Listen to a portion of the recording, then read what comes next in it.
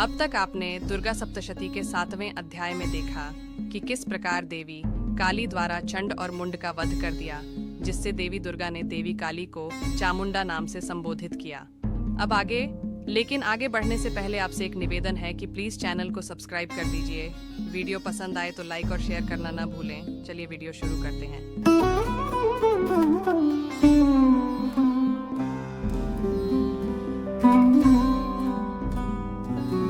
महर्षि मेधा ने कहा, छंड और मुंड नामक असुरों के मारे जाने से और बहुत सी सेना के नष्ट हो जाने से असुरों के राजा प्रतापी शंभु ने क्रोध युक्त होकर अपनी संपूर्ण सेना को युद्ध के लिए तैयार होने की आज्ञा दी।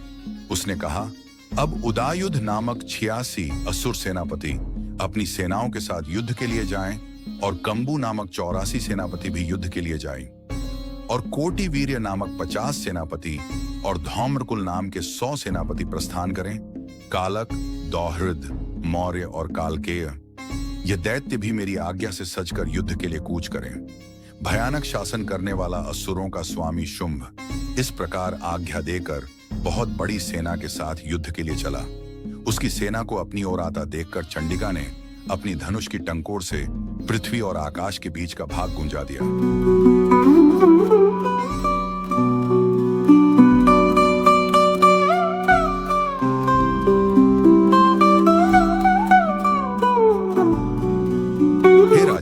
इसके पश्चात देवी के सिंह ने दहाड़ना आरंभ कर दिया और अंबिका के घंटे के शब्दों ने उस ध्वनि को और भी बढ़ा दिया।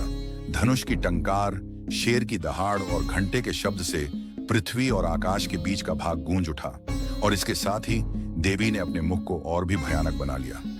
ऐसे भयंकर शब्द को सुनकर राक्षसी सेना ने देवी तथा सिंह को चारों ओर से घेर लिया।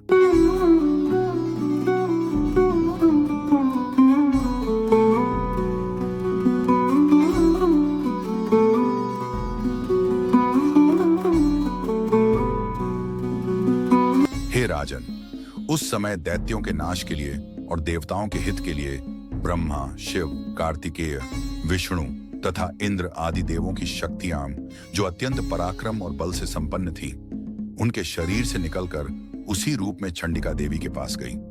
जिस देवता का जैसा रूप था, जैसे आभूषण थे और जैसा वाहन था, वैसा ही रूप, आभूषण और वाहन लेकर उन देवताओं की शक्तियां दैत्यों से युद्ध करने के लिए आई।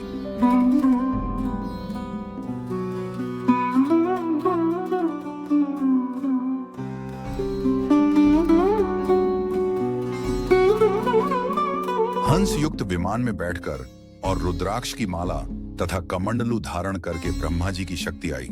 वृषभ पर सवार होकर, हाथ में त्रिशूल लेकर, महानाग का कंकण पहनकर और चंद्र रेखा से भूषित होकर भगवान शंकर की शक्ति माहेश्वरी आई और मोर पर आरूढ़ होकर हाथ में शक्ति लिए दैत्यों से युद्ध करने के लिए कार्तिकेय जी की शक्ति उन्हीं का रूप धारण करके आई।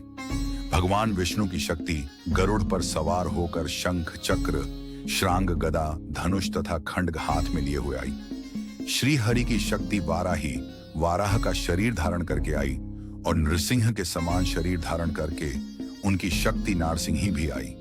उसकी गर्दन के झटकों से आकाश के तारे टूट पड़ते थे और इसी प्रकार देवराज इंद्र की शक्ति ऐन्द्री भी ऐरावत के ऊपर सवार होकर आई।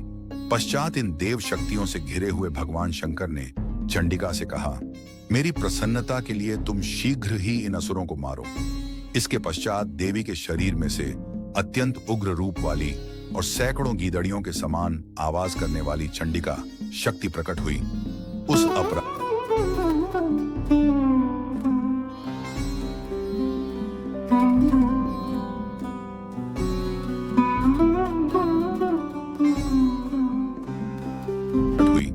उस अपराजिता देवी ने धूमिल जटा वाले भगवान श्री शंकर जी से कहा, हे प्रभु, आप मेरी ओर से दूत बनकर शुंभ और निशुंभ के पास जाइए और उन अत्यंत गर्वीले दैत्यों से कहिए तथा उनके अतिरिक्त और भी जो दैत्य वहां युद्ध के लिए उपस्थित हों, उनसे भी कहिए, जो तुम्हें अपने जीवित रहने की इच्छा हो तो त्रिलोकी का राज्य इंद्र को दे दो। देवताओं को उनका यज्ञ भाग मिलना आरंभ हो जाए और तुम पाताल को लौट जाओ। किंतु यदि बल के गर्व से तुम्हारी लड़ने की इच्छा हो तो फिर आ जाओ। तुम्हारे मांस से मेरी योगिनियां तृप्त होंगी। चूंकि उस देवी ने भगवान शंकर को दूत के कार्य में नियुक्त किया था, इसलिए वह संसार में शिवदूती के नाम से विख्यात हुई। भगवान शंकर से देवी का संदेश पाकर उन दैत्यों के क्रोध का कोई आर पार न रहा और वह जिस स्थान पर देवी विराजमान थी वहां पहुंचे और जाने के साथ ही उस पर बाणों और शक्तियों की वर्षा करने लगे। देवी ने उनके फेंके हुए बाणों, शक्तियों, त्रिशूल और फरसों को अपने बाणों से काट डाला और काली देवी उस देवी के साथ आगे खड़ी होकर शत्रुओं को त्रिशूल से विदीर्ण करने लगी और खटवांग से कुचलने लगी। ब्राह्मणी जिस तरफ दौड़ती थी उसी तरफ अपने कमंडलू का जल छिड़क कर दैत्यों के वीर्य व बल को नष्ट कर देती थी और इसी प्रकार माहेश्वरी त्रिशूल से, वैष्णवी चक्र से और अत्यंत कोप वाली कौमारी शक्ति द्वारा असुरों को मार रही थी और ऐन्द्री के बाजू के प्रहार से सैकड़ों दैत्य रक्त की नदियां बहाते हुए पृथ्वी पर सो गए। वाराही ने कितने ही राक्षसों को अपनी थूथन द्वारा मृत्यु के घाट उतार दिया। दाढ़ों के अग्रभाग से कितने ही राक्षसों की छाती को चीर डाला और चक्र की चोट से कितनों को ही विदीर्ण करके धरती पर डाल दिया।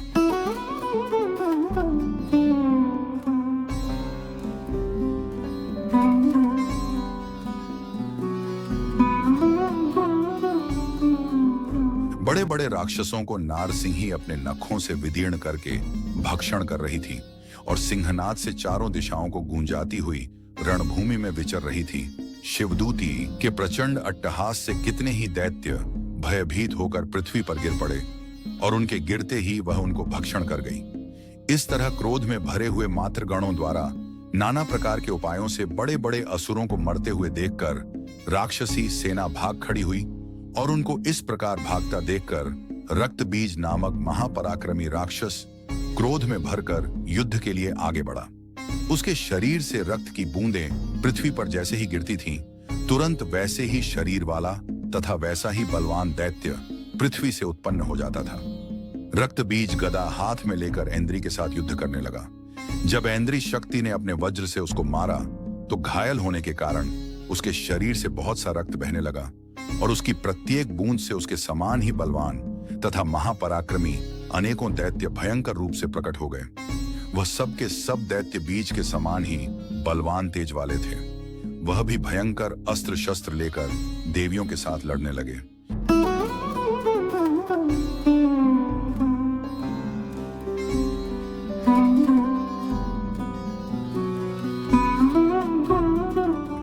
जब ऐन्द्री के वज्र प्रहार से उसके मस्तक पर चोट लगी और रक्त बहने लगा तो उसमें से हजारों ही पुरुष उत्पन्न हो गए। वैष्णवी ने चक्र से और ऐन्द्री ने गदा से रक्त बीज को चोट पहुंचाई और वैष्णवी के चक्र से घायल होने पर उसके शरीर से जो रक्त बहा उससे हजारों महाअसुर उत्पन्न हुए जिनके द्वारा यह जगत व्याप्त हो गया।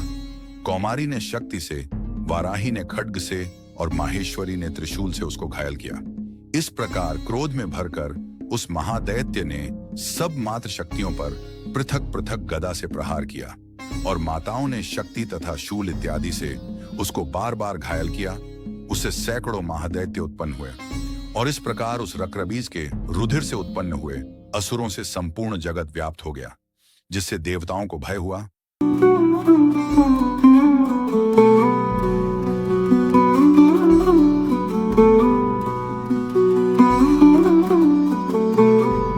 देवताओं को भयभीत देखकर चंडिका ने काली से कहा, हे चामुंडे, अपने मुख को बड़ा करो और मेरे शस्त्र घात से उत्पन्न हुए रक्त बिंदुओं तथा रक्त बिंदुओं से उत्पन्न हुए महाअसुरों को तुम अपने इस मुख से भक्षण करती जाओ।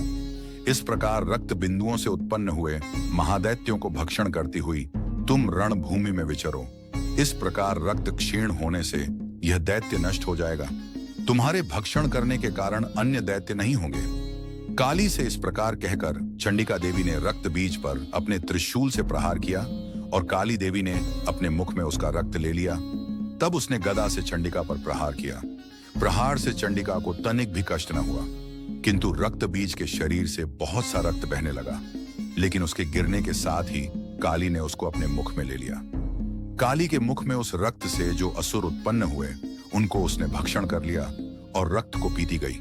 तदनंतर देवी ने रक्त बीज को, जिसका कि खून काली ने पिया था, चंडिका ने उस दैत्य को वज्र, बाण, खड्ग तथा रष्टि इत्यादि से मार डाला। हे राजन, अनेक प्रकार के शस्त्रों से मारा हुआ और खून से वंचित वह महादैत्य रक्त बीज पृथ्वी पर गिर पड़ा।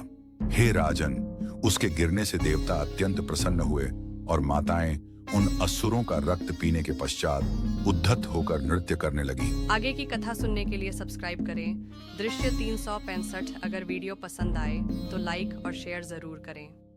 कमेंट बॉक्स में जय माता दी लिखना न भूलें।